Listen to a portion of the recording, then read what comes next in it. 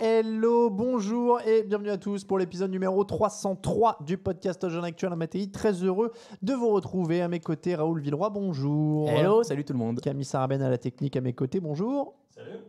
Le podcast de preview du jeudi qui vous est présenté évidemment par Unibet. Comme toutes les semaines, tous les paris en ligne sur la NFL, c'est sur Unibet. Et le streaming maintenant que vous pouvez aussi retrouver sur Unibet. Si vous avez un compte Unibet crédité, vous pouvez regarder les matchs NFL et parier en même temps dessus. N'hésitez pas à y aller en passant par le site et les liens que nous proposons sur les réseaux sociaux. Nous avons aussi fait un article pour vous présenter le service de streaming d'Unibet. C'est quand même la grosse nouveauté de la saison du côté de notre partenaire. Donc on est très heureux de vous annoncer ça. Le principe de l'émission, vous avez l'habitude, affiche de la semaine, pronostic et meilleure cote pour la reprise de Raoul dans les previews. Et bah c'est parti.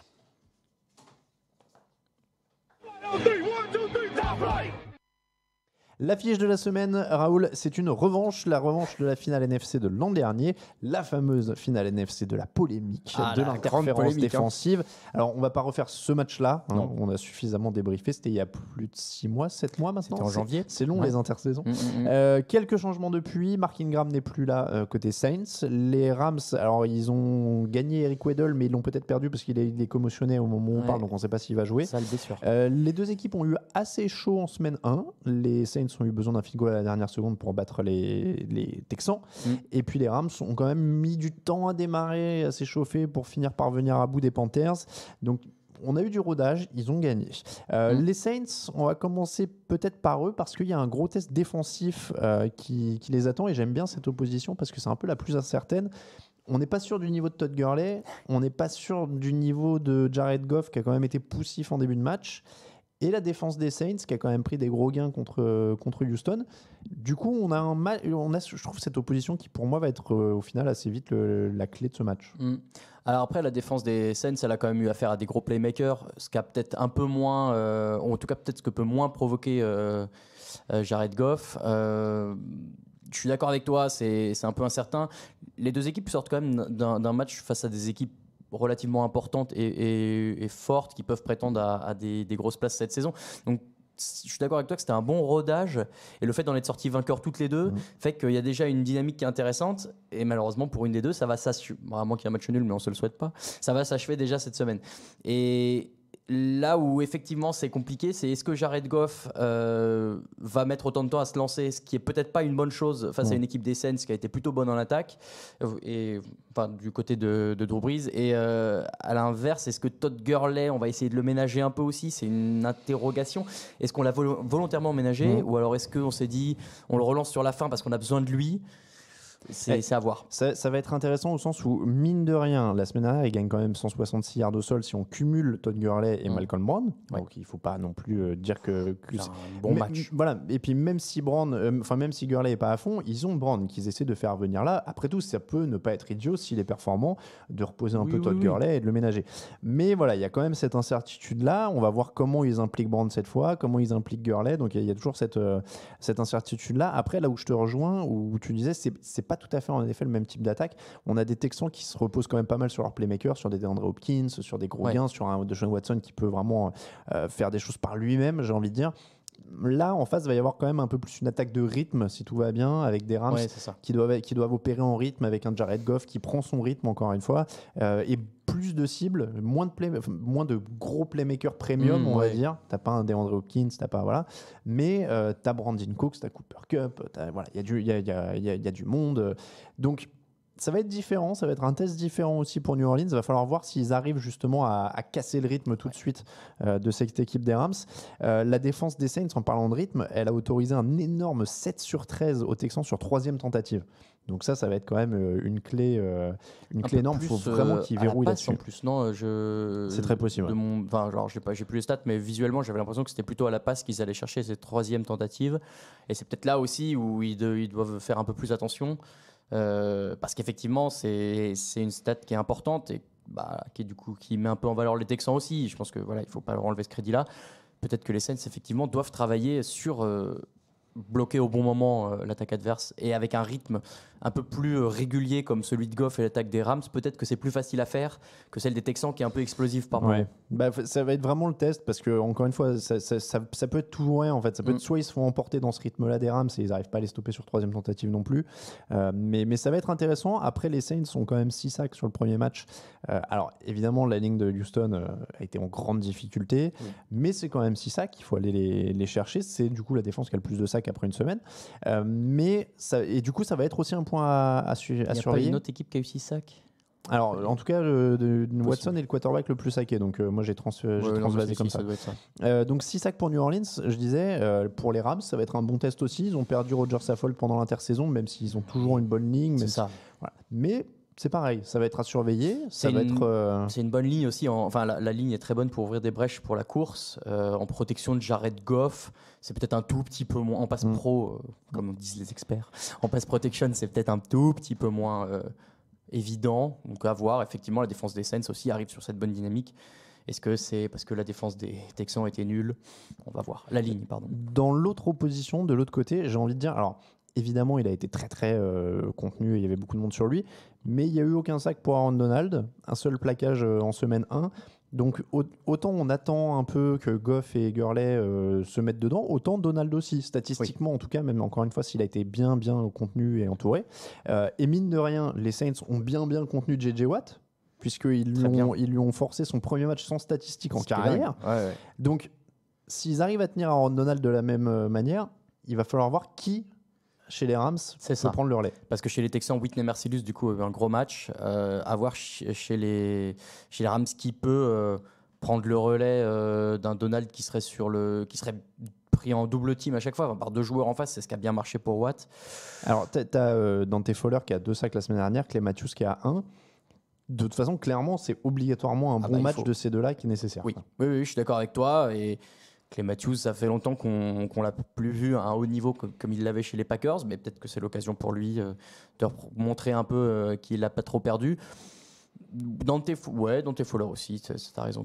C'est 2 sacs et demi, t'as dit? 2, moi j'en ai 2 sacs. Mais qui est sur une bonne dynamique dans la continuité de l'an dernier, qui était quand même un joueur qui n'avait pas réussi un gros début de carrière avec les Jaguars et qui finalement est en train de trouver quand même sa place chez les Rams. Il confirme, l'an dernier c'était bien, là il continue. Donc s'il peut encore être une force et profiter des espaces créés par justement le marquage d'Aaron Donald, ça peut être pas mal. Après, ça reste quand même une tâche énorme. Il y a Drew Brees en face, il y a Michael Thomas en face, il y a Jared Cook qui a eu quelques ballons aussi sur la première semaine. Il y a tellement de cibles. Il y a Alvin Kamara qui est dans les airs. C'est ça en fait. Puis Alvin Kamara au sol. Qui m'inquiète, je sais pas, mais disons que la semaine dernière, celui qui a été le plus fort face aux Rams, c'est Christian McCaffrey, qui est une double menace. Et là, tu as Alvin Kamara qui est un peu le même profil. Et vu comme la semaine dernière, ça a fait du mal à Los Angeles, je serais les Saints, j'essaierais peut-être de rappuyer un peu là-dessus. J'essaierai de retrouver, mais je crois que Kamara en tout c'est un peu plus de 150 yards en cumulé, réception plus même 160 je crois. Bon, bref, il fait un gros match. Voilà. Et donc effectivement, aujourd'hui on n'a pas beaucoup plus d'éléments de comparaison, mais celui-ci c'est un truc assez clair. Peut-être aussi que les Rams du coup vont essayer de s'adapter. Mais attention à ce point-là. Oui, tu l'as dit, McCaffrey, il prend plus de 200 yards lui en cumulé à ce moment-là. Ça va être. Il y a Latavius Murray qui est le complément maintenant d'Alvin Kamara, convaincu par cette doublette. Pour l'instant, il a eu un petit rôle, Murray, mais c'est pas Mark Ingram. Moi, j'ai peur qu'au niveau. Et puis il y a souvent des blessures avec Latavius Murray qui traîne. En fait. Est-ce que les Saints ont vraiment besoin d'un complément très fort à Alvin Kamara? C'est ça aussi la question, parce qu'il est capable de faire tellement de choses et d'être utilisé de plein de manières différentes. Alors, c'est pas Taysom Hill non plus, mais même ça finalement un running back ok derrière, un peu pour des petits gains de troisième tentative. Pour les basses besognes. Ouais, un peu pour le tout venant, quoi. Non, mais sans rien lui ôter, c'est vrai que on lui demandera peut-être pas la même créativité qu'on demande à Kamara. Et tu vois, je citais Taysom Hill, c'est vrai que les Saints ont aussi cette capacité de créer un peu un truc bizarre d'un coup, en le mettant quarterback, en le mettant receiver, en le mettant où tu veux. Et là aussi, est-ce que les Rams ont de quoi contrer ce genre de petite folie? Pas évident à voir. Au moins 30 points pour les deux équipes dans leur premier match, donc ça sent quand même un match qui pourrait être offensif, même s'il y a des qualités en défense. Hein, mais il y avait des qualités en défense aussi, en face les Texans et les Panthers. Je crois que c'est typiquement le match tout ou rien. Ça. C'est ces matchs qui peuvent monter à 40 points ou alors ça galère en début de match, il n'y a pas de rythme et on se retrouve sur un truc au raccro avec un field goal à la fin. Possible. Pronostic. Eh ben moi j'y vais plutôt avec les Saints. Je les trouve plus complets. J'y vais avec les Saints aussi parce qu'en effet je les trouve plus complets. Il y a plus de certitude. J'attends d'avoir un peu plus de certitude sur. Ils ont été plus forts peut-être dans le mental et la fin de match, alors qu'en face on leur a proposé un truc très innovant. Là où les Panthers ont peut-être un peu craqué tout seuls et ont laissé les Rams revenir. Voilà donc pour les pronostics de l'affiche de la semaine. On passe aux autres pronostics. 60 minutes, win this game for one another. Et c'est donc reparti pour une année de pronostics. Et évidemment, Raoul a pris la place sur la deuxième chaise cette semaine parce que le leader est parmi nous. Après pas Alain Mattei, désolé pour vous le dire. Après quand même 2 années de 2-3 années de galère, hein, on va le dire. Ouais, mais attends, il reste encore 16 journées. Hein. Alors, il reste encore un peu de temps, mais pour l'instant, après une semaine, Raoul est à 12, Grégory et moi-même sommes à 11 et Raphaël est loin en queue de peloton à 9. Terrible. Je rajoute Camille est à 10, hein, si je dis pas de bêtises. Camille est à 10, on va rajouter les pronos de Camille maintenant. Est-ce qu'on a compté le nul comme une victoire ou une défaite ? C'est ça ma question. On l'a compté comme pronostic raté. Ok. Fallait dire nul. Ça, du coup, ouais, voilà. Je pense que s'il y en a un de nous un jour qu'ose pronostiquer nul, et qu'il l'a, c'est Burné. Hein. Franchement. Mais surtout qu'il l'a, on peut dire que c'est et 10 qu'il points. l'a. Bon, là, 10 points. Là, c'est soit 10 points, soit on lui donne l'année. C'est genre le mec qui ose faire un genre, je prends un nul et je mise l'année dessus. Quoi. Du coup, à la fin de l'année, il faudra tenter des trucs comme ça, ceux qui sont trop loin. Genre, moi, j'y repenserai, tu vois, quand je serai 10 points derrière vous. Dans la nuit de jeudi à vendredi, donc ça donnera le vendredi 13 septembre à 2h20 du matin. Panthers 0 victoire, 1 défaite. Buccaneers 0 victoire, 1 défaite. Deux équipes qui ont perdu 7 ballons en cumulé en première semaine. Ça pourrait être un match très sloppy. Oui, quel joli mot qu'on avait utilisé à tort et à travers à l'époque. Oui, bon, après, honnêtement, les Panthers ont fait une bien meilleure impression et ont de toute façon un effectif un peu plus garni. Donc je ne serais pas surpris qu'ils gagnent ce match qui est un peu une rivalité de division en tout cas. 209 yards pour Christian McCaffrey en première semaine. Moi, je vais dire ça à partir du moment où il y a Jameis Winston en face. Je crois que j'avais pronostiqué les Buccaneers en première semaine. Je crois qu'ils m'ont fait perdre un point. Donc, je ne touche plus à cette équipe. T'as osé faire ça. Attends, moi, je suis content d'être à 11 parce que j'étais quand même le seul à prendre les Raiders. C'est vrai. Donc, petite confession, le match des Raiders, ça a été un très grand moment pour moi parce que donc, je le regardais. Il m'a fait gagner en fantasy. Parce que j'avais Josh Jacobs qui me fait gagner en fantasy alors que j'étais en retard avant le match du lundi. Ça, c'est beau ça. Et ils me font rester dans les pronos. T'aurais été à 10, c'est pas non plus. Et puis, c'est toujours agréable d'être le seul à avoir raison. Bien sûr. D'ailleurs, je crois qu'il y a un match où j'ai ça cette semaine. Voilà, ça, c'est le seul. Ça, c'est un grand plaisir. Donc, Panthers pour tout le monde. Bien sûr. Dimanche, tiens. Est-ce qu'on a les pronos de nos compères? Oui, mais on les met sur le site maintenant. On met un tableau avec ceux de tout le monde. Parfait, comme ça évite de dire plein d'équipes et que tout le monde s'embrouille. On est d'accord. Dimanche 15 septembre, 19h, Bengals, 0 victoire, 1 défaite.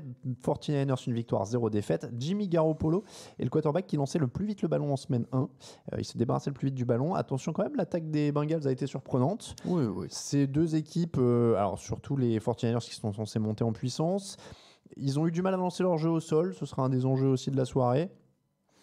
Les 49ers paraissent avoir le plus d'armes sur le papier. Oui, je suis d'accord avec toi. Garoppolo fait une bonne première sortie. Ça faisait un petit moment qu'on ne l'avait pas vu, lui. Donc, non, c'est bien. Et puis, je suis un peu plus optimiste pour eux, dans le sens où, effectivement, l'avenir est peut-être un peu plus radieux de leur côté que du côté des Bengals, où il y a peut-être un chantier de reconstruction qui va arriver dans les prochaines années. Oui, même si Zach Taylor a fait un petit boulot sympa sur la première semaine. Mais il y a Nick Bosa et Dee Ford. On a beaucoup parlé de leurs deux recrues aux 49ers. Ils ont déjà un sac chacun. C'est dur à dire, c'est un sac chacun. Donc ils ont déjà un sac chacun, donc ça a plutôt bien marché. Je vais rester sur cette continuité là. Donc 49ers, Niners. C'est vrai que je dois te laisser parler le premier en théorie parce que tu es le leader. Ok. Après, je les ai mis sur le site, donc de toute façon, je ne les changerai plus. On vous donne là encore, on a maintenant pour avoir justement les fichiers, les pronos de tout le monde, on a un fichier Excel qu'on partage où tout le monde met ses pronos, donc on les découvre pas tout le temps. Enfin, des fois, c'est pas le premier qui met en premier, quoi. Non, c'est vrai. Plus le classement. Lions, un nul. Chargers, une victoire, 0 défaite. Devon Kennard, ça commence très bien. Devon Kennard, 3 sacs. TJ Hawkinson énorme. Est-ce que les Chargers peuvent être inquiétés? les Chargers peuvent être inquiétés, effectivement, si Rivers prend trop la pression. Maintenant, on a vu la semaine dernière qu'Austin Eckler, finalement, contrairement à ce que je croyais, avait de quoi tenir le rôle d'un coureur numéro 1. Donc, plutôt rassurant de ce côté-là. Maintenant, voilà, il y a encore des blessures qui ont l'air de s'accumuler du côté des Chargers. C'est fatigant. Oui, mais c'est la vie. Alors que Hunter Henry, j'étais bien content qu'il revienne. Et déjà, je trouvais ça sympa pour lui parce qu'il n'en a pas toujours. Là, c'est une fracture du pied, hein, c'est ça? Ouais, c'est possible. Oui, je ne sais plus les détails, mais effectivement, bon, bah voilà, j'étais content parce qu'il en a un peu bavé dans sa carrière et j'étais content qu'il revienne et c'était bien passé. Et puis bah là, bon, c'est déjà reparti. Mike Williams aussi, apparemment, pas bien non plus. Un peu mal, ouais, ça s'accumule un peu. Terrible. On attend des nouvelles de Russell Okung, il n'est pas revenu encore? Non, mais je crois pas que ce soit déjà pour cette semaine. Voilà, bon, c'est compliqué. Et il y a toujours Derwin James, il a manqué d'ailleurs en première semaine, ça se voyait beaucoup. Je ne sais pas si les Colts de Jacoby Brissett étaient la meilleure indication pour savoir ça. Après, est-ce que les Lions... quoique, peut-être un peu. Finalement, c'est peut-être un peu le... En fait, il y a quand même des playmakers. Et en fait, je suis un peu dur parce que certes, c'est Jacoby Brissett, mais qui a fait un bon match. Et T.Y. Hilton est quand même un super receveur aussi et l'a beaucoup aidé. Donc bon, c'est peut-être finalement un peu le même format d'équipe à vous. Enfin, ça peut être un match au piège parce que Stafford c'est un cran au-dessus. Hawkinson, bon, c'était qu'une semaine donc on va pas s'enflammer. Mais après, il n'y a pas de jeu au sol côté Lions normalement. C'est la tradition. Karion Johnson pourrait. C'est la tradition. Normalement, il n'y a personne à plus de 100 yards. Je rappelle. Vrai. Je vais prendre les Chargers, mais possible surprise. Moi aussi. Packers 1-0, Vikings 1-0. Les Vikings ont gagné 3 des 4 derniers matchs depuis Green Bay a renforcé sa défense. Ça pourrait être aussi un combat défensif avec peu de points. Oui. Les deux équipes ont gagné moins de 270 yards en semaine 1. Ouais. Petites attaques. Et les Vikings ont fait le boulot très vite et après se sont un peu calmés, ce que je peux comprendre. La nouveauté, entre guillemets, par rapport au match très récent, c'est que les Vikings ont l'air d'avoir retrouvé un vrai jeu au sol aussi. À confirmer, mais oui. À confirmer, mais bon, la semaine dernière, les Packers, ils jouaient les Bears et le jeu au sol... je sais plus ce que ça a donné, mais tout a été neutralisé contre les Bears. Voilà. Donc à voir. Est-ce que là, Dalvin Cook va pouvoir porter un peu et du coup libérer des espaces parce qu'on sait qu'il y a des receveurs qui sont capables de faire la différence du côté de Minnesota. Ouais, j'ai tendance à croire que Minnesota peut continuer sur cette lancée et continuer d'embêter les Packers, quand bien même c'est à Lambeau. Donc Vikings pour toi? Et Vikings pour moi, tout à fait. Je vais dire les Packers, je reste sur ma ligne de croire meilleur aux quarterback. Packers. Meilleur quarterback, normal. Oui, parce que Cousins va pas pouvoir lancer 10 ballons toutes les semaines, donc a priori... Non, mais là, normalement, il y a des receveurs pour l'aider. Il y a des receveurs, je taquine, c'est un match qui peut aller dans les deux sens. Je donne Packers parce que c'est à domicile et parce que j'ai bien aimé ce que j'ai vu de leur défense. Mais il faut aussi qu'Aaron Rodgers serait... Alors évidemment, c'était les Bears en face, mais justement, là, la il faut défense se réveiller. Vikings, c'est fort aussi. Gros front seven. C'est fort aussi. Mais il va falloir... Voilà, passer la seconde. On est d'accord pour les deux équipes. Parce qu'en face, c'est pas Trubisky. Non, mais voilà, c'est pas Trubisky et c'est pas les receveurs des Bears. C'est quand même là, il y a Thielen, il y a Diggs, il y a du monde. Donc il va falloir monter d'un cran. Ça va être un beau match, je pense. J'espère que Green Bay va démarrer au sol aussi pour justement monter d'un cran offensivement. Titans, une victoire, 0 défaite. Colts 0-1. La belle surprise de la première semaine. Donc les Titans, les Colts se sont bien accrochés face aux Chargers. Est-ce que Marcus Mariota, du coup, est le facteur X de cette équipe? On dit qu'ils vont être encore solides, mais on attend de voir ce que fait Mariota. Est-ce qu'on a encore beaucoup de... Enfin, un peu sèchement, mais est-ce qu'on a encore beaucoup d'espoir de Mariota peut porter cette équipe? Non, pas porter, mais je veux dire faire le taf comme il a fait la semaine dernière avec 3 touchdowns, 0 interception. Oui. Mais est-ce qu'on attend de Mariota qu'il fasse pas d'erreur ou qu'il fasse passer un cran à cette équipe? Non, qu'il fasse pas d'erreur. Bon, bah ça, oui, ça, il est possible. Ça, il est capable. Si c'est propre contre les Colts. Ouais, maintenant, les Colts m'ont un peu impressionné aussi la semaine dernière parce qu'on les croyait un peu au fond du trou avec la retraite de Luck, on s'est dit c'est foutu. Finalement, c'était très solide. Et effectivement, le jeu au sol l'a un peu surpris. Il y a toujours la ligne. Ouais, c'est ça. Et Brissett, en fait, a tenu en tout cas. Donc, moi, j'étais assez impressionné par les Colts et je vais prendre les Colts du coup. Je vais prendre les Titans pour la tendance, mais je suis comme toi, je serais vraiment pas étonné que ce match aille dans un sens ou dans l'autre. À mon avis, cette semaine, elle peut faire des on peut déjà avoir des petits écarts. Bon, là, peut-être moins d'écarts. Dolphins 0-1, Patriots 0-1. Les Patriots sont, mais très légèrement favoris au point que, on vous parlait d'Unibet, hier, ils n'avaient pas de cote pour les Patriots. Depuis, ils en ont une. Depuis, ils en ont une et ils sont à 1-0-2. Oui. Mais les Dolphins étaient à 9 et il n'y avait pas de cote pour les Patriots. Tu ne pouvais pas parier sur eux tellement ils étaient favoris. J'avais jamais vu ça depuis 3 ans, 4 ans qu'on fait les cotes. Alors que, honnêtement, il y a eu des matchs plus encore, je pense... mais divers. Je en pense termes que de niveau, ça quoi. s'appuie sur la dynamique de la semaine dernière. C'est vrai que tu as pris l'équipe qui a le plus gros carton et l'autre qui a étalé les Steelers, qui était quand même pas censé être des charlots. Ouais, donc, ouais. donc voilà. Là, puis disons que les joueurs des Patriots, ils n'ont pas envie de se faire transférer dans la minute. Voilà, tout va bien, ça tout va. s'enchaîne. On ne sait pas du tout si Antonio Brown va jouer encore. Il a commencé à s'entraîner. Il y a maintenant des accusations de viol qui pèsent contre lui. Ouais. On parle éventuellement de la Commissioner Exempt List. Ouais. Donc c'est une suspension de fait, hein, pour vous expliquer. C'est la NFL qui dit on le met de côté, il est quand Ouais. même payé, mais voilà. On attend un peu. On que essaie ça se d'attendre résolve. que ça se tasse. C'est mieux. A priori, l'accusatrice, la femme qui accuse Antonio Brown, doit rencontrer la NFL la semaine prochaine, donc ça paraît peu probable qu'il soit suspendu avant. Ou au contraire, par bon. précaution, on sait que la NFL est quand même plutôt En précautionneuse tout cas, au sur moment plein de où on sujets. enregistre, il n'est Pas pas de nouvelles. suspendu. Ouais. Mais ça fait. Après, on peut quand même. On reparlera sûrement d'Antonio Brown dans la saison, ou même la semaine prochaine. J'en doute pas. Mais Sûrement. le truc, c'est que même sans lui, a priori, il y a eu 200 Oui. yards. 200 yards au total pour l'attaque des Dolphins la semaine dernière, 465 pour New England. Ouais. Bon, plus du double. New England pour tout le monde. New England pour tout le monde. On sait jamais. Si, Un pari fou. si vous voulez faire beaucoup Je te d'argent. donne 5 points sur celui-là si tu prends les Dolphins. Non, ça va, je te remercie.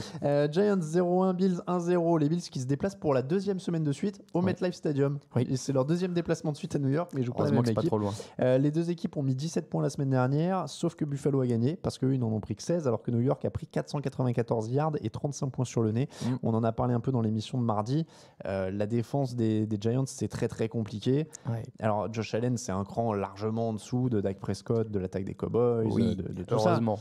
Mais même avec ça, je suis pas sûr qu'ils aient assez pour répondre aux quelques points que vous marquez les Bills. Moi non plus. Et en fait, ce qui a été assez fort du côté des Bills, c'est leur résilience. Hein. Ils étaient menés 16-0. En plus. Ils arrachent la victoire d'un point.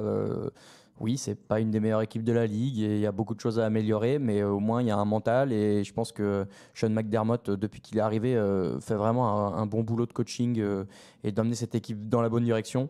Donc j'ai envie d'encourager ça aussi et je pense que les Bills peuvent gagner ce match-là. Et puis bonne défense. Donc, Oui, de là, de toute façon, bonne défense. Il en faut pas beaucoup plus pour c'est arrêter Eli Manning, malheureusement. c'est ça. Donc, D'ailleurs, je est-ce pense que Eli ils- Manning joue? On le sait? Oui, toujours. Ok, très bien. Bills Bills. et Bills. Steelers 0-1, Seahawks 1-0. Deux défenses qui ont pris l'eau la semaine dernière. Qui se relève le premier? Alors, sachant que les Seahawks ont un peu pris l'eau défensivement, mais ils ont gagné. Oui. J'ai un peu hésité sur celui-là aussi. C'est vrai qu'il fait encore partie des matchs pas faciles à pronostiquer. Et j'ai envie de croire que les Steelers vont essayer. Alors, c'est chez les Steelers. C'est à Pittsburgh. Qu'ils vont avoir l'orgueil un peu chafouin et qu'ils vont essayer d'aller chercher quelque chose pour. On a vu, il y a de la place pour aller mettre des points aux Seahawks. Peut-être que eux, leur défense peut se réveiller parce que certes, les Seahawks ont une bonne attaque, mais c'est pas celle des Patriots. Donc bon, je veux croire au réveil des Steelers. Moi, je vois les Steelers aussi pour un, ils sont à domicile. Deux, il va falloir se réveiller. On le sait, avec Mike Tomlin, ils ont des matchs sans et puis après ils reviennent. Et Seattle, au niveau de l'attaque, et un peu par à-coup et un peu par big play, on en a parlé un peu mardi. Et je pense que ça va peut-être permettre à cette défense de Pittsburgh, qui a beaucoup souffert contre le rythme des Patriots, de peut-être se remettre un petit peu en jambes. Donc je vais dire Pittsburgh pour ça aussi. Donc on a deux Steelers. Redskins, 0-1, Cowboys 1-0. Très déséquilibré sur le papier aussi. Celui-là, Darius Guy s'est déjà blessé pour les Redskins. Retour d'Adrian Peterson. Il crée la surprise et il marche sur Dallas. Il peut, ça les aidera pas à gagner. Il Mais n'est pas assez après parce qu'il est toujours étonnant, Adrian Peterson. On peut pas à moi, chaque fois qu'on le donne pour mort, il revient. J'ai toujours eu une grande admiration pour le joueur avant qu'on commence à m'accuser d'autre chose. Bonne précision. Oui, mais non, mais effectivement, pour moi, c'est un des top coureurs de cette décennie et de celle d'avant. Et il a, je pense, de beaux restes. Il est capable de faire beaucoup de bien à cette équipe de Washington, mais je ne pense pas que ce soit suffisant pour battre les Cowboys. Cowboys aussi. Allez. Cowboys pour tout le monde. Ravens, une victoire, 0 défaite. Cardinals, 1 nul, évidemment. Ce sera un peu plus costaud que la semaine dernière en face de Lamar Jackson. Ouais, heureusement. Mais attention quand même, parce que attention, oui, Chandler Jones, Terrell Suggs, 3 sacs à eux deux en semaine 1. Terrell Suggs, qui retrouve ses copains. Ah oui, et en plus, voilà, la revanche pour Terrell Suggs, enfin la revanche, son ancienne équipe, en tout cas pour Terrell Suggs, il l'a dit, hein, c'est un des rares joueurs honnêtes qui a dit, quand j'ai vu le calendrier, je me disais, ça va être un match comme les autres, et en fait, ce serait des conneries de dire ça, c'est pas vrai. Évidemment, je suis d'accord avec toi que c'est le seul honnête, parce qu'ils le pensent probablement tous quand ça arrive dans ce genre de situation. Maintenant, ça change pas grand-chose dans les faits, quoi. Tu joues une équipe de NFL, bon bah je pense que tu te prépares de toute façon un peu de la même manière. Tu as peut-être un surplus de motivation pour essayer de prouver quelque chose, mais je me souviens plus s'il était parti en mauvais termes. Non, je pas crois particulièrement, pas. il est free agent, je sais pas. Oui, donc non, voilà, c'est sympa, ça met un petit côté storytelling. C'est pas Gerald McCoy dans le Panthers Buccaneers par exemple. Certes. C'est un test pour les deux, j'ai envie de dire. Hein, pour Lamar Jackson, ça va être un cran au-dessus. Ouais. C'est pas encore monstrueux, mais c'est un cran au-dessus. Test pour Kyler Murray aussi, quand même, parce que là, Oui, il y a quand même, surtout là. il y a quand même bonne défense. Il a fait une bonne fin de match contre les Lions, mais il a quand même eu 3 quarts temps difficiles. Ouais. Là, il y a Earl Thomas en face. Ouais. Qui a déjà une interception. On parlait de recrues qui marchent d'ailleurs. C'est vrai. Donc pour moi c'est Ravens parce que voilà, Ouais. c'est un cran au-dessus dans tous les C'est secteurs. quand même une vraie tradition, une vraie idéologie défensive du côté de Baltimore depuis très longtemps. Et ce match-là, normalement, avec un quarterback rookie en face et une équipe qui cherche un peu en attaque, je pense qu'ils ont de quoi les contrer. Ravens tous les deux. Ravens. Texans 0-1, Jaguars 0-1, Gardner Minshew acte 2, cette fois face à un JJ Watt qui va être revanchard il sort de son premier match sans stade, donc ça sent pas vraiment bon pour Jacksonville à ce niveau-là. Il a dû couper tous les arbres dans sa forêt à coups de hache là. Voilà, mais après, alors je vais être transparent. Vas-y. Il y a beaucoup de crayons à papier Oui, là. c'est ce que je vois depuis tout à l'heure, ça m'intrigue. Mais alors parce que quand j'étais dans le train, on a parlé sur notre chat, on parlait Garrett Minshew, etc. Ouais. Gardner, pardon. Gardner, oui. Et donc du coup, j'ai commencé à faire des recherches, donc j'ai noté plein de trucs. Waouh, vas-y, convainc-moi. J'ai complété mes notes parce qu'en fait, il a une histoire de dingue. Alors déjà des stats, il y a 106 quarterbacks dans l'histoire de la NFL qui ont été sélectionnés au 6e tour. Il y en a 43 qui n'ont jamais lancé une passe et il y en a seulement 38 qui ont lancé plus de 100 passes en NFL. Donc déjà, lui, il commence très très bien sa carrière. Il a fait mieux que plein de 6e tour. Bon, un peu par hasard aussi, hein, mais bon. Oui, mais record de passes complétées dans l'histoire des Jaguars sur son premier match, record de passes complétées pour un rookie et pour un joueur qui joue son premier match, etc. Tom Brady, c'était un hasard aussi. Hein. Oui, non mais Tom Brady, il attend 1 an et demi avant de jouer quand même. Parmi les 6e tours. Un an et quelques semaines. 1 an et 2 semaines. 1 an et 3 semaines, je crois. Mais ouais. bon, oui. Gardner Minshew, si vous ne le connaissez pas, 367,6 yards par match l'an dernier. C'était le passeur le plus prolifique du college football, quand même. Il était 5e du vote pour le Heisman Trophy. Donc quand même, il vient pas de nulle part. Et alors, il y a des anecdotes de dingue. Son nom complet, c'est Gardner Flint Minshew. Flint, c'est le prénom de son... Ah non, pardon, c'est Gardner Flint Minshew the Second. Et alors, parce que son père s'appelle Gardner Flint. Eh ben non. Alors en fait, on sait pas pourquoi The Second. Il y a personne dans sa famille, même son grand-père qui sait. Et pour l'anecdote, son grand-père voulait l'appeler Beowulf. Beowulf, tu sais, le personnage une légende nordique. Ouais. Apparemment, son grand-père voulait l'appeler comme ça, mais il n'a pas eu gain de cause. Et alors, ça aurait été marrant, ça. Alors, il y a 2 trucs. Il est aussi lié à Last Chance You. La saison 1, si vous avez regardé la saison 1 de Last Chance You, apparemment, à la fin, la fac est disqualifiée, elle ne peut pas jouer le titre. Oui. Et ben en fait, l'équipe qui a joué le titre à la place et qui l'a gagné, c'était l'équipe de Gardner Minshew. Ah, ok. Et donc il était en community college avant de faire la fac. Il était en junior college en fait. Il a fait qu'une année dans une grosse fac l'an dernier. Et donc, cette saison-là, où il est champion, sa seule défaite, c'est contre IMCC, je sais plus comment. Eastern Mississippi Community College, ouais. IMCC, voilà. Donc, sa seule défaite de cette saison-là, c'était contre IMCC. Et oui, c'est vrai qu'ils les battent, mais que comme ils sont... Alors, pourquoi ils sont disqualifiés? Je sais plus. Je me rappelle plus. Et alors, la meilleure anecdote... Apparemment, quand il était à la fac, alors il y a 2 anecdotes. La gentille, il avait, avant de filer dans une autre fac, là pour sa dernière année où il a beaucoup joué, il avait accepté d'être le 3e quarterback de Alabama, derrière Tua Tagovailoa. Voilà. Et donc, il avait accepté d'être 3e quarterback parce qu'il pensait en fait qu'il serait pas joueur pro et il voulait apprendre à coacher avec Nick Saban. Pas bête. Il expliquait en fait pour lui c'était le Harvard du coaching, donc il acceptait d'être 3e quarterback, il apprenait et il devenait coach après. Mais on lui a proposé de jouer, donc il allait jouer dans une autre fac où il a battu des records, etc. Et sinon l'anecdote qui tue, apparemment après les entraînements ou les matchs, je sais plus, en tout cas après l'exercice, il aime bien faire ses étirements dans le vestiaire, mais à poil. Je le voyais venir. Et donc non alors, attends, pas seulement à poil, mais avec seulement des lunettes de soleil et un bandeau. Un bandeau sur la tête, là, sur les cheveux. Mortel. Voilà. Apparemment, finalement, il fait ça au milieu du vestiaire. Il a ses élastiques là pour les bras, machin et tout. Il fait ses exos et à poil dans le vestiaire.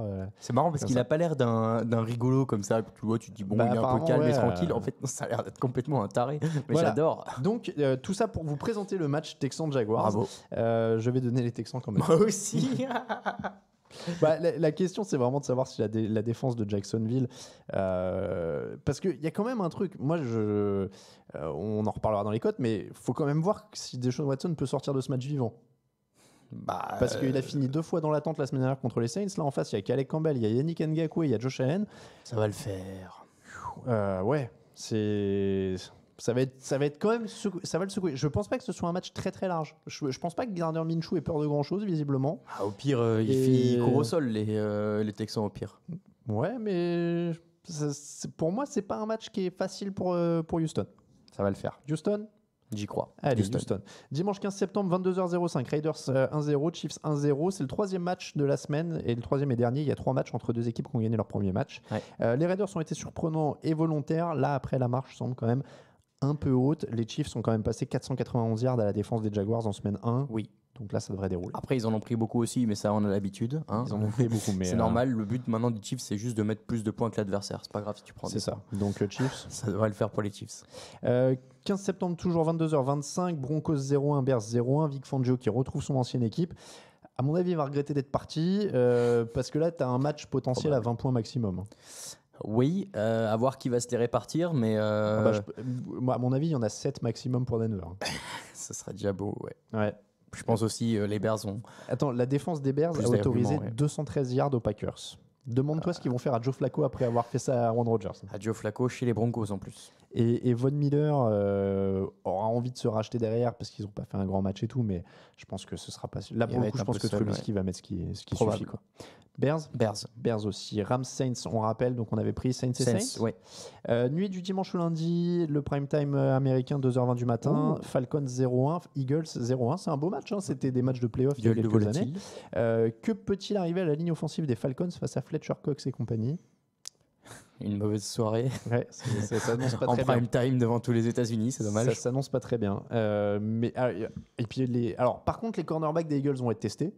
Parce que ça n'a pas été très bon pour eux. Et là, il y a Julio Jones, il y a Calvin Ridley. Donc, si Matt Ryan a 3 secondes, à 1 seconde pour lancer, ça peut être pas mal. Faire attention, mais. Sachant qu'ils ont un peu morflé contre les Redskins quand même. Donc là, il y a plus de potentiel. Mais le problème, c'est le temps pour lancer, quoi. Donc, je suis d'accord. Ça va être assez compliqué. Et puis, les Eagles, globalement, et puis ils ont toutes les armes en attaque. M'ont semblé un peu plus rassurants. Eagles.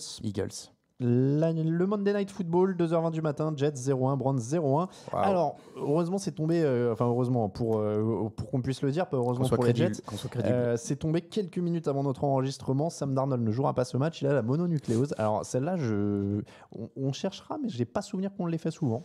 Je crois pas. Et puis, il n'y a pas 36 manières d'avoir la mononucléose, si alors, vous voulez mon avis. C'est par la salive ou ça peut être par transfusion sanguine, parce qu'on était avec Camille avant l'enregistrement, on installait deux bons moyens. Et on cherchait sur Doctissimo du coup. Donc on se disait peut-être qu'ils ont essayé de lui transfuser le sang de Le'Veon Bell pour le rendre plus fort ou un truc comme ça, tu vois, je sais pas. Dans ce cas-là, Bell là aussi, non? Je sais pas, tu peux être porteur sain, je crois, de la mononucléose. Ah ouais. Il y a des histoires comme ça. Ou alors tu l'as parce que tu as été immunisé. Tu l'as qu'une fois normalement, non? C'est pas comme la varicelle. Je crois que tu l'as qu'une fois. Ouais. Et du coup, si tu l'as peut-être. Ouais. Après t'es porteur toujours ou un truc comme ça. Je sais plus. Je suis pas un expert de la mononucléose. Je suis désolé de vous l'avouer. Inside, j'ai eu un syndrome de type mononucléique. Je sais pas si c'était une mononucléose quand j'étais à la fac et c'est horrible. T'es tout le temps fatigué, c'est l'horreur quoi. Donc c'est genre t'as une réserve d'énergie par jour. C'est tout le temps la même. Et à 10h30, il n'y en a plus. Non, mais en fait, c'est ça. Et donc, si tu as le malheur de sortir ou de faire un truc, et genre, tu la bouffes. Donc, faut que tu sois à l'économie le plus possible. Jeux vidéo de gestion, tu sais. Ah ouais, non, mais c'est l'horreur. Franchement, donc tout mon soutien à Sam Darnold. N'attrapez pas la mono. Ouais, non, essayez de regarder qui vous embrassez, visiblement. Mais alors, a priori, il pourrait être absent 4 à 5 semaines. Et là encore, je confirme, tu as un bon mois où tu es KO quand même, a priori.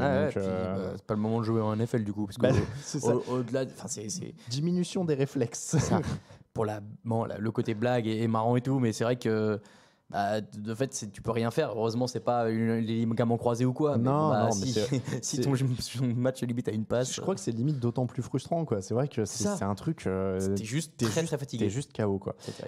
Bon, donc il y a ça, il y a Quinnan Williams, il y a CJ Mosley, il y a Quincy Enunwa qui est out pour la saison. Donc voilà, je sais, je suis un chat noir. J'avais dit que je croyais dans les Jets cette année, ça s'est désintégré, mais alors à une vitesse, c'est une explosion en vol. Les fans réclament des réponses. Ah ouais, là, j'avais jamais été à ce point-là, donc. en effet, je m'excuse et je mets à disposition mes services évidemment. Si vous avez une équipe, votre adversaire de division, C'est ça. n'hésitez pas. Si vous avez une équipe à maudire, à envoûter, etc., je prends vos dons, je vais ouvrir un PayPal exprès. Si t'es hypé par les Chiefs, ça marche ou pas? Ah, mais je prends ce que vous voulez. Moi, tu me donnes On une va équipe. négocier. La semaine prochaine, ça joue.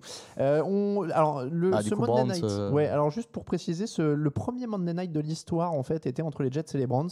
Et c'est pour ça que cette année, ils ont programmé Jets Browns pour un Monday Night pour la 100e année. Le premier Monday Night, c'était il y a 50 ans, pour la petite histoire. Qui avait gagné? Les Browns. Justement, voilà. Les Browns avaient gagné.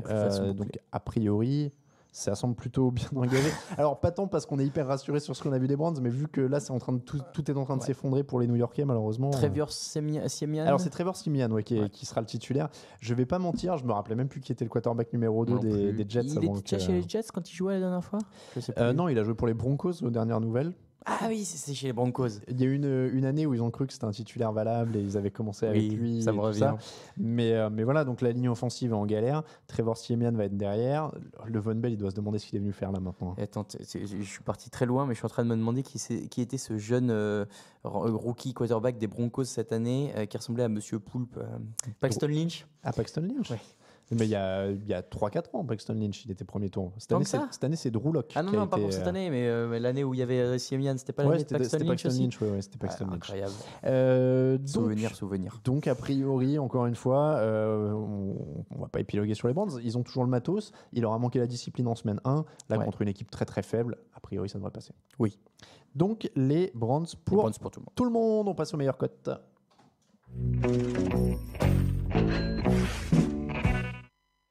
Les meilleures cotes de la semaine, c'est toujours avec notre partenaire Unibet. On vous l'a dit, cette année, vous pouvez aussi suivre les matchs en streaming quand vous pariez sur Unibet. N'hésitez pas à y aller. Raoul, tu commences les meilleures cotes. La cote, ta première, c'est... Je voulais prendre les Texans secs, qui étaient à 1,22. Puis je me suis dit qu'il y avait moyen qu'ils gagnent ce match un peu plus largement. Donc je les vois à plus 7 et ça vous fait passer à 1,50. 1,80. Ah, 1,80. Ah non, plus 7, pardon, je t'ai mis plus 10 moi dans le... Ah bah plus 10. Oui, allez, mettez plus 10. Tu m'avais dit plus 10 au début, j'ai programmé plus 10 allez, dans plus 10, dans 1,80 Fire. Honnêtement, je les vois gagner ce match largement, même si effectivement la santé de Sean Watson peut être en jeu. Mais il y a de quoi aller chercher un gros gain, je pense. Après, ça peut aller vite s'ils ouvrent le match très vite. Oui. Après, ils peuvent se calmer. Donc 1,80 Texans 10 et plus. En deuxième cote, moi j'avais les Saints à 2 tout rond. C'est quand même une plutôt belle cote pour les Saints. Évidemment, c'est les Rams en face. C'est un finaliste, c'est le finaliste du Super Bowl. Étonnant de voir les Rams favoris, je trouve. Mais bon. Bah, je trouve aussi. Après, c'est pas à New Orleans, peut-être ça joue. Oui, c'est ça. Il y a le côté LA. Donc moi, je veux dire les Saints à 2, ça me va très bien dans un match serré comme ça. Oui. Et puis la cote bonus, c'est les Seahawks. Alors évidemment, on les a pas donnés contre les Steelers, mais ils sont à 2,45 de cote, en cote sèche. Donc 2,45 pour les Seahawks, c'est quand même pas mal. On a quand même vu des Steelers qui n'étaient pas très rassurants sur la première semaine. Il peut y avoir une ouverture, donc belle cote, un peu osée, mais belle cote. Et ça nous donne un beau combiné pour 10 € misés, 88,20 € de gains potentiels. Bon combiné. Et évidemment, vous pouvez les miser séparément si vous préférez ces cotes séparées. Le YOLO. Le YOLO, il est beau. On reprend les mêmes, comme d'habitude, les trois premières. Donc Texans 10 ou plus, les Seahawks et les Saints. Ouais. Et on rajoute. Alors j'ai été un peu. C'est le YOLO, c'est le jeu. Les Cardinals qui font sauter le match contre les Ravens. Ok, d'accord. Mais non, mais tu vois. Elle est à combien la cote? 4,90. Ah ouais, d'accord. 4,90. Mais je suis pas allé jusqu'à mettre les Saints. Les Dolphins, oui, non, faut pas exagérer. Mais donc je me suis dit, si Kyler Murray arrive à emballer le truc comme dans le dernier quart et que Lamar Jackson lance une ou deux interceptions en paniquant, pourquoi pas? C'est un YOLO. C'est un YOLO. Les 49ers sont à 1,95 contre les Bengals. Oui, ça, on les a donné gagnants. Ça, c'est pas mal. Et puis j'ai mis les Packers. C'est pas une énorme cote, mais pour compléter le YOLO à 1,50. Les Packers contre les Vikings. Ils sont favoris de ce match-là, du coup. Oui, je crois. Oui, légèrement. Parce que moi, j'ai dû faire un combiné où je mettais justement les Vikings. Ouais. J'ai hésité, mais comme je crois plus aux Packers, ça se tient, c'est normal. YOLO. Et ça vous fait donc un YOLO, si je ne dis pas de bêtises, à 1284,90 €. Et après, mon petit conseil, je ne l'ai pas mis dans le calcul, parce qu'on fait toujours 6 pour le YOLO, mais c'est de rajouter Patriots et Chiefs. Pour rajouter les bonus. À ce niveau-là, mettez des petites cotes à peu près sûres. Parce que de toute façon, ça rajoute du pourcentage. Et puis ça fait grimper le bonus multimax. Bien sûr. Donc, tout à fait intéressant. N'hésitez pas à rajouter du Patriots ou du Chiefs sur vos petits combinés cette semaine. Oui, et puis en plus, maintenant, il y a l'option cash out sur Unibet. Donc si en plein match, vous voyez que ça se passe pas bien, C'est ça. Donc là, vous êtes parés. C'est comme ça que se termine l'épisode 303 du podcast de la Jeune Actu. Merci beaucoup, Raoul Villeroy. Mais merci, c'est trop plaisir d'être retenu. Bah ouais, on va se revoir souvent. Tu vas même présenter des fois. Et tout. Donc, spoiler, la semaine prochaine, c'est Raoul qui est de ce côté-là de la table. Il présente.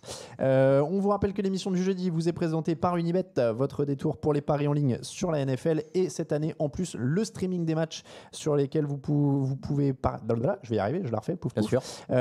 Cette année, en plus, le streaming.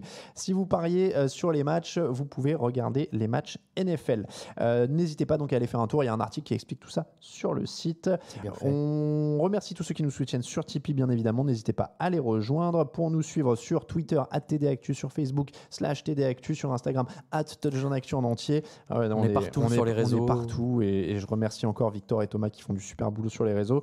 Raphaël, il n'est pas là, mais si, Raphaël _TDA aussi. Sûr, Raoul VDG, Raphaël, Camille Saraben et Alain Mathéis, ça c'est les comptes Twitter. Et évidemment, on l'a dit, TDActu pour le site. Toute l'actu de la NFL, c'est sur tdactu.com. On vous souhaite un très bon match du jeudi si vous nous regardez le jeudi, un très bon week-end de match si vous nous regardez un peu plus tard. Et puis le fauteuil, évidemment, dimanche à 18h. Grosse audience la semaine dernière. Ah bah, il y avait un sacré thème. Il y avait plus de 500 connectés en simultané. On était pas mal. Donc, fauteuil, 18h encore. On va se trouver un petit thème. On sait déjà de quoi on parle ou pas? Non, j'ai pas. D'habitude, je fais le thème un peu plus tard. C'était pour voir si on faisait un petit teaser, mais tu veux pas. Non, mais c'est une bonne idée. J'essaierai de les trouver plus en avant. Mais n'hésitez pas à me les proposer sur le compte @TDActu ou sur le mien, sur Twitter, si vous avez des idées de thèmes. Parce que là, c'est la deuxième année où on fait un thème du jour, donc il faut que je commence à apprendre à me renouveler. On a déjà fait quelle équipe et quel fromage? Ah non, mais c'est un peu c'est très spécialisé quand même là. Ah, tu mets les Bengals à Mimolette. Ça va être spécialisé quand même. Mais si vous avez des idées de thèmes, n'hésitez pas. En tout cas, on se retrouve dimanche à 18h dans le fauteuil. Merci beaucoup à tous. Salut. Bonne fin de semaine. Ciao, ciao.